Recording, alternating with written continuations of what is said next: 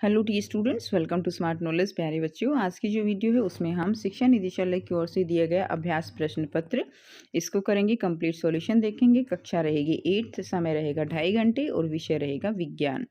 पूर्णांक रहेंगे 60। तो हम जो क्वेश्चन पेपर है उसको हिंदी मीडियम में सॉल्व करेंगे।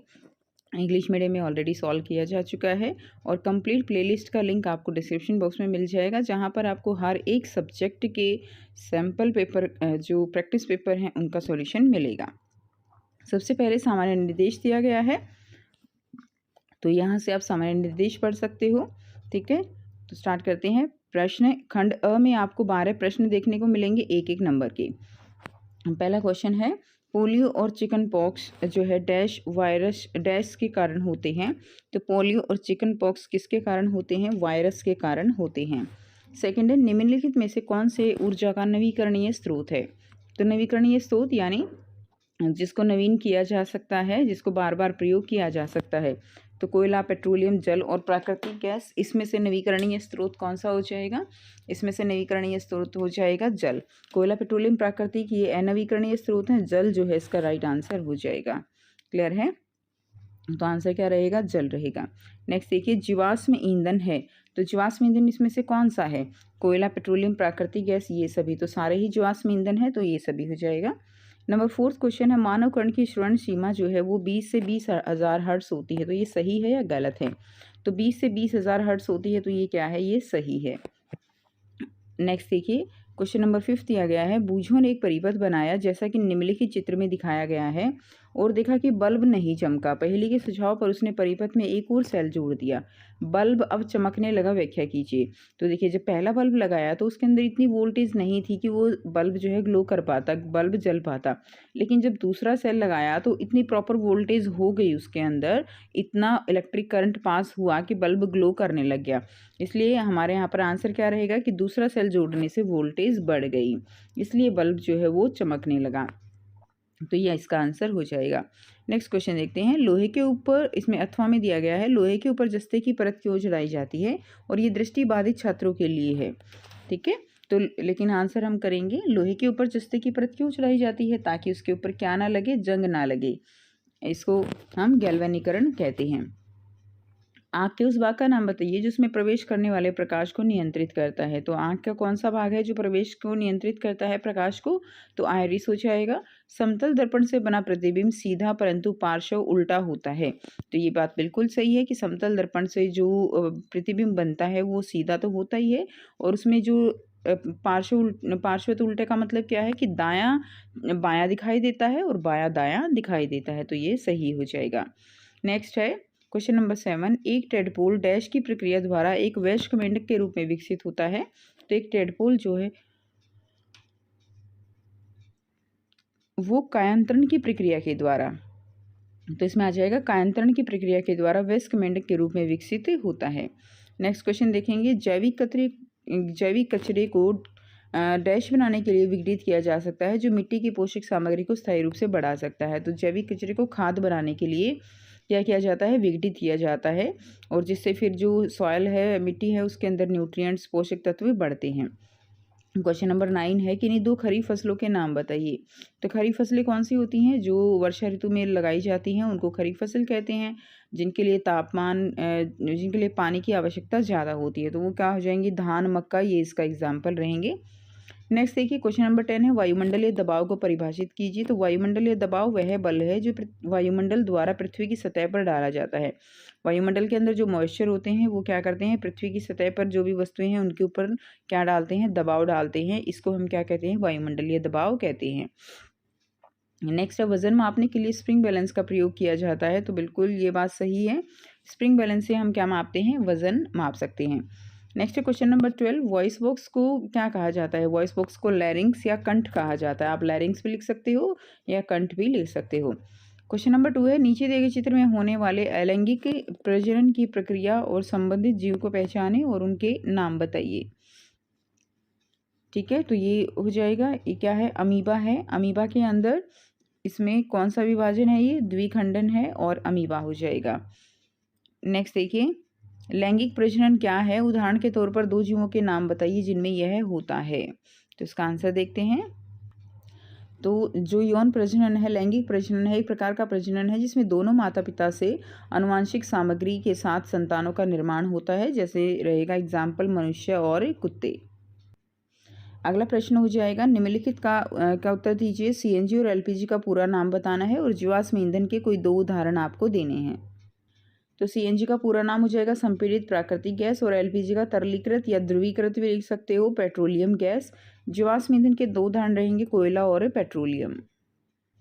अगला प्रश्न है, देखिए क्वेश्चन नंबर 4, एक वस्तु 50 हर्ट्ज पर कंपन कर रही है, इसकी समयावधि क्या है? तो इसकी समयावधि यानी टाइम पीरियड, ठीक है, तो वो निकालने के लिए रिलेशन होता है। तो आइए देखते हैं इसका आंसर। तो यहाँ से आंसर करेंगे, यदि एक वस्तु जो है वो 50 हर्ट्ज पर कंपन कर रही है तो उसकी समयावधि क्या होगी? तो हमारा रिलेशन क्या होता है, टी यानी समयावधि जो है वो व्युत्क्रमानुपाती होती है किसके? फ्रीक्वेंसी के। किसके? फ्रीक्वेंसी के, ठीक है।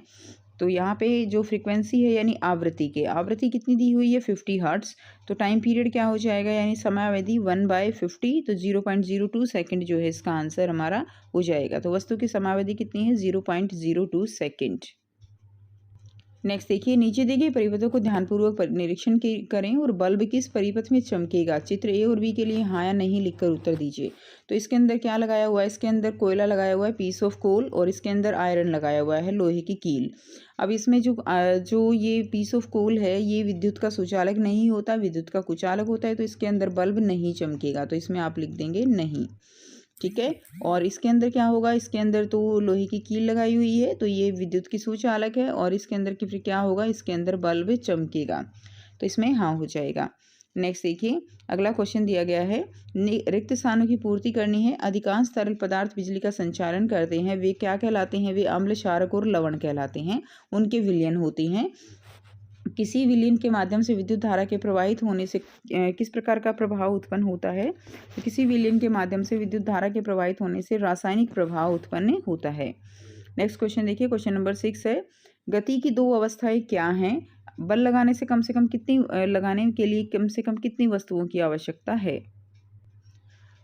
तो जो गति है वो कितनी तरह की है? तो समान गति। तो मैंने यहाँ पे परिभाषा भी लिख दी जो कि इम्पोर्टेंट है, वैसे आप नाम लिख सकते हो, समान गति, असमान गति, ठीक है। तो जबकि एक वस्तु सीधी रेखा में निरंतर गति से चलती है तो वो समान गति कहलाती है। और असमान गति कौन सी है? जब एक वस्तु गति में भिन्नता या दिशा में परिवर्तन करती है तो वो असमान गति कहलाती है। बल लगाने के लिए आवश्यक वस्तुएं कौन सी हैं? तो बल लगाने के लिए कम से कम 2 वस्तुओं की आवश्यकता होती है, ठीक है। तो कितनी वस्तुओं की आवश्यकता होती है? कम से कम 2 वस्तुओं की। नेक्स्ट क्वेश्चन देखिए, क्वेश्चन नंबर 7 है, उर्वरक क्या है? और रासायनिक उर्वरक द्वारा मिट्टी को कौन से 3 मुख्य पोषक तत्व प्रदान किए जाते हैं? तो उर्वरक वे पदार्थ होते हैं जो कि मिट्टी या पौधों में डाले जाते हैं और जो है ताकि विकास के लिए आवश्यक पोषक तत्वों की आपूर्ति की जा सके और फसल उपज बढ़ाई जा सके। तो रासायनिक खादों द्वारा प्रदान किए गए 3 मुख्य पोषक तत्व कौन से रहेंगे? रासायनिक खादों के द्वारा नाइट्रोजन, फॉस्फोरस, पोटाशियम, ये जो है उसमें मुख्य रूप से पोषक तत्व जो मिट्टी है उसको प्रदान किए जाते हैं। अगला प्रश्न देखिए, खंड ब दिया गया है, खाद के कोई 3 लाभ लिखिए। क्वेश्चन नंबर 8 है। तो खाद के 3 लाभ आपको लिखने हैं। तो पहले लिखेंगे मिट्टी की संरचना में सुधार करता है, यह आवश्यक पोषक तत्वों की आपूर्ति करता है। और तीसरा हो जाएगा सूक्ष्म जीव गतिविधियों को प्रोत्साहित करता है। खाद मिट्टी में सूक्ष्म जीवों की जनसंख्या बढ़ाता है जिससे फसल जो है वो अच्छी होती है। नेक्स्ट देखिए, कृषि पद्धतियों को परिभाषित करें और फसल उत्पादन के दौरान उठाए गए महत्वपूर्ण चरण भी बताइए। ये आपको बताना है कि कौन कौन से चरण हैं जो फसल उत्पादन के दौरान उठाए जाते हैं और कृषि पद्धतियाँ क्या होती हैं। तो आंसर रहेगा, कृषि पद्धतियाँ उन तरीकों और तकनीकों को कहा जाता है जो फसल को उगाने और मवेशियों को प्रभावी ढंग से पालने के लिए उपयोग की जाती हैं। तो फसल उत्पादन के लिए जो उठाए गए महत्वपूर्ण कदम कौन कौन से होते हैं? सबसे पहले भूमि की तैयारी की जाती है, उसके बाद बुआई होती है, सिंचाई होती है, उर्वरक डाला जाता है, कीटों पर नियंत्रण किया जाता है, फिर कटाई होती है और फिर उसका संग्रहण किया जाता है। तो ये जो है उठाए गए महत्वपूर्ण कदम हैं। अगला प्रश्न है, देखिए क्वेश्चन नंबर 9, सही मिलान करना है। तो कॉलम 1 और कॉलम 2 आपको दिया गया है, तो सही मिलान हम इसमें करेंगे। इसमें सीएनजी यानी गैर प्रदूषणकारी ईंधन है। उसके बाद नेक्स्ट देखिए, सौर ऊर्जा क्या है? सौर ऊर्जा नवीकरणीय स्रोत है। उसके बाद नेक्स्ट पेट्रोलियम, काला सोना कहा जाता है। उसके बाद एंथ्रासाइट जो है 98% कार्बन सामग्री है। उसके बाद तारकोल क्या है, तारकोल एक चिपचिपा तरल पदार्थ होता है। और कैरोजन क्या है, कैरोजन जो है एक मोमी पदार्थ है। ठीक है, तो कुछ इस तरह से आप इसको मैच कर लेंगे। क्लियर। नेक्स्ट देखिए, नेक्स्ट क्वेश्चन क्या दिया गया है। अगला प्रश्न है प्रश्न 10, जब हम बोलते हैं तो क्या हमारे शरीर का कोई हिस्सा कंपन करता है, उस भाग का नाम बताइए। तो बिल्कुल हमारे शरीर का हिस्सा कंपन करता है। लैरिंक्स जो हमारे कंठ में वोकल कॉर्ड होती हैं वो कंपन करती है। आंसर भी देखेंगे। बी है, अनिल ने रात में अपने घर से कुछ दूरी पर एक पटाखा फूटते देखा। पटाखा फूटते देख थोड़ी देर बाद उसे पटाखे की आवाज़ सुनाई दी। ध्वनि सुनने में देरी का कारण बताइए। तो जो प्रकाश है उसकी गति बहुत ज़्यादा है ध्वनि की गति से, इसीलिए पहले हमारे तक प्रकाश पहुंचता है, उसके बाद ध्वनि पहुंचती है। दो संगीत में वाद्य यंत्रों के नाम बताइए जो तारों को हिलाकर ध्वनि उत्पन्न करते हैं। तो फर्स्ट का आंसर रहेगा, क्या रहेगा, हाँ, जब हम बोलते हैं तो वोकल कॉर्ड यानी लैरिंग्स में कंपन होती है। दूसरा है ध्वनि सुनने में देरी का कारण। तो ध्वनि सुनने में देरी इसलिए होती है क्योंकि प्रकाश ध्वनि की तुलना में तेजी से चलता है। दो संगीत वाद्य यंत्रों जिनमें तारों के कंपन से ध्वनि उत्पन्न होती है, कौन से हो जाएंगे, आप लिख देंगे गिटार और वायलिन जो है इसके एग्जाम्पल हो जाएंगे। नेक्स्ट देखिए, नेक्स्ट क्वेश्चन दिया गया है, अथवा में संगीत में ध्वनि और शोर के बीच तीन अंतर आपको बताने हैं। तो यहाँ से आंसर करेंगे। संगीत में ध्वनि जो है वो कैसी होती है, मधुर और व्यवस्थित ध्वनि होती है। शोर जो है वो व्यवस्थित होता है और कर्कश ध्वनि होती है जो हमारे कानों को प्रिय नहीं लगती, अच्छी नहीं लगती है। संगीत रचना में व्यवस्थित होता है, यानी उसमें जैसे आपको पता ही है कि कुछ नोट्स होते हैं जिनके अकॉर्डिंग उसको बजाया जाता है। बिना किसी संगठन के या संरचना के जो है वो क्या कहलाता है, शोर कहलाता है। नेक्स्ट है, जब संगीत हम सुनते हैं तो हमारे मन में सकारात्मक भावना उत्पन्न होती है, जबकि शोर जब ज़्यादा होता है तो नकारात्मक भावनाएं उत्पन्न कर सकता है। तो ये दोनों में डिफरेंस हो जाएगा। अगला प्रश्न है प्रश्न 11, निम्नलिखित कथनों में रिक्त स्थान जो है भरना है आपको। कुएं से पानी निकालने के लिए हमें रस्सी पर क्या लगाना पड़ता है, बल लगाना पड़ता है। उसके बाद है, एक आवेशित पिंड और उसकी ओर एक अनावेशित पिंड को क्या करेगा, आकर्षित करेगा। भरी हुई ट्रॉली को स्थानांतरित करने के लिए हमें इसको खींचना होगा। ठीक है, या धक्का लगाना होगा, ये भी आप लिख सकते हो। स्थानांतरित करना है यानी उसको उसकी जगह से हटाना है, तो धक्का लगा के भी हटा सकते हो या खींच के भी हटा सकते हो। एक चुंबक का उत्तरी ध्रुव किसी दूसरी चुंबक के उत्तरी ध्रुव को क्या करता है, प्रतिकर्षित करता है यानी रिपेल करता है। उसके बाद नेक्स्ट देखिए, खंड स दिया गया है। इसमें आपको सबसे पहले ये पैराग्राफ दिया है, इसको पढ़ के प्रश्नों के उत्तर देने, और हर एक प्रश्न आपका 2 नंबर का यहाँ पर रहने वाला है।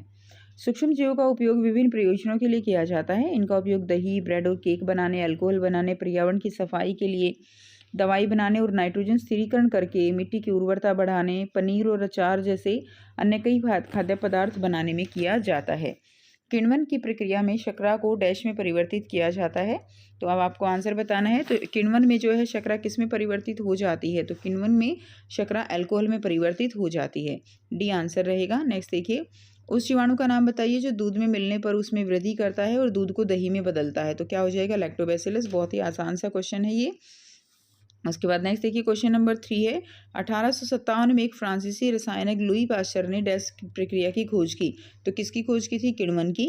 निम्नलिखित में से कौन सा नाइट्रोजन स्थिरीकरण वाले जीवाणु नहीं है, तो नॉन स्ट्रोक, एनाबिना, एजोबैक्टर, और तीनों ही है, लैक्टोबैसिलस नहीं है। तो आपका आंसर क्या हो जाएगा, आंसर हो जाएगा लैक्टोबैसिलस।